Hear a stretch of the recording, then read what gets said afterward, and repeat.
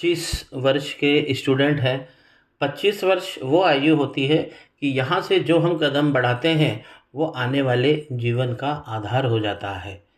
मणिबंध की रचना इनकी बहुत सुंदर बनी है। इन्होंने धन का, जॉब का पूछा है। जब भी दूसरा मणिबंध किसी भी पुरुष के दाएं हाथ में अच्छा बना हो तो धन आएगा ही आएगा और एक अच्छा जॉब भी मिलेगा। तीसरा मणिबंध में थोड़ी सी कमी आ रही है, यहाँ पर आइलैंड आ रहा है।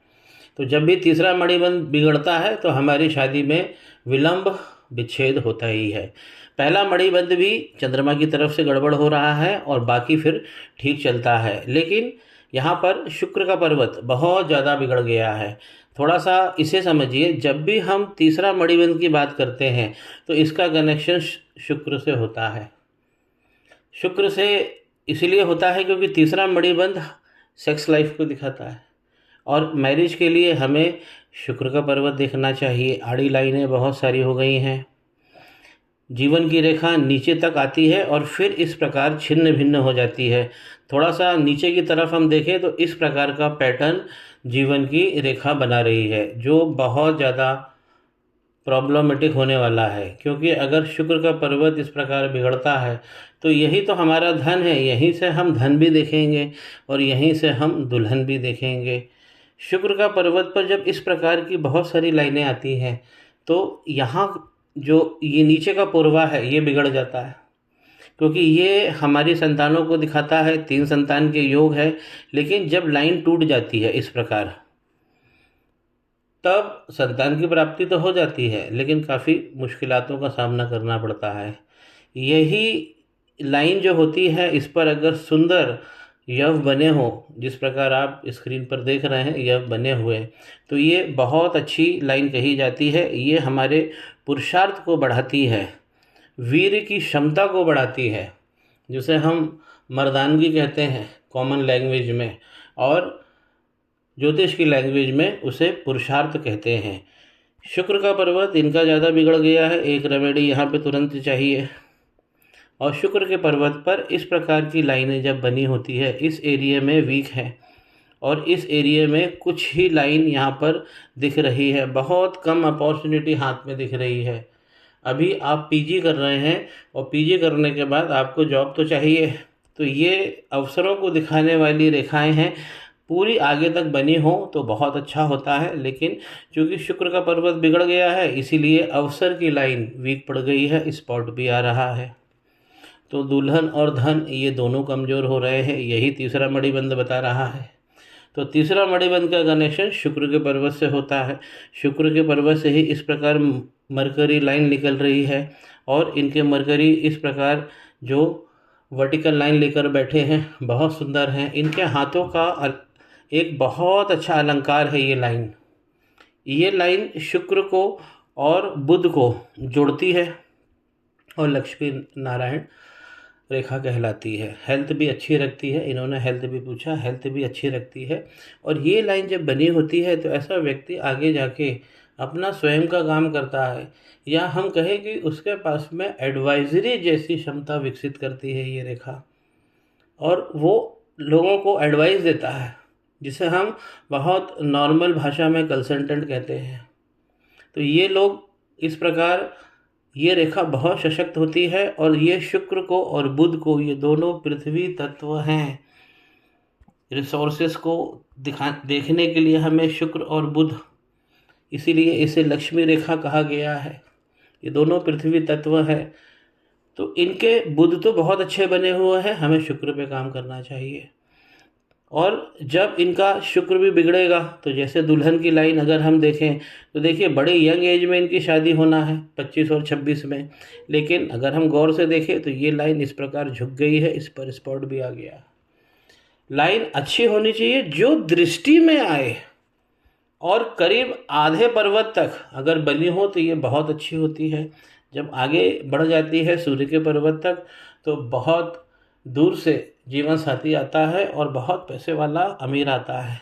तो ये लाइन दृष्टि में आनी चाहिए, दृष्टि ही ज्योतिष है, जो चीज़ दृष्टि में आ रही है वही ज्योतिष है। तो लाइन यहाँ पर वीक पड़ रही है मैरिज की। सवाल ये भी है, स्पीकिंग पावर ये लाइनें इनको बहुत अच्छा देंगी, इसलिए अपने स्पीकिंग पावर को बढ़ाते रहिए। स्पीकिंग पावर को बढ़ाने के लिए श्री गणेशाय नमः, श्री गणेशाय नमः इस मंत्र का उच्चारण करिए। श्री गणेशाय नमः बोलने से गला साफ होता है और गले की क्षमता बढ़ती है। वाणी की क्षमता से आप हर क्षमता हासिल कर सकते हैं, जीवन के सारे कार्य पूर्ण काम आप बन सकते हैं। तो इनका मरकरी बहुत अच्छा है, शुक्र पे काम करना है। जीवन की रेखा जब नीचे से इस प्रकार बिगड़ती है तो आपका बुढ़ापा भी खराब होता है। जब इस प्रकार का पैटर्न बनता है शुक्र के ऊपर तो हमको केतु भी देखना चाहिए। अब केतु यहाँ पर तो ठीक जा रहे हैं, लेकिन ये एक स्पॉट बन रहा है, ऐसा स्पॉट नहीं होना चाहिए। केतु की गड़बड़ी होती है तो शरीर में प्रॉब्लम होती है। रीढ़ की हड्डी, त्वचा